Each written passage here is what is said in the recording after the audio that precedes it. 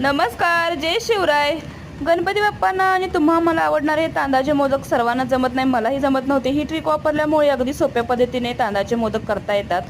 1.5 वाटी पाणी, 1 चमचा तेल, चवीनुसार मीठ आणि 1 वाटी तांदळाचं पीठ घालून अशा प्रकारे पीठ शिजवून घ्यायचं.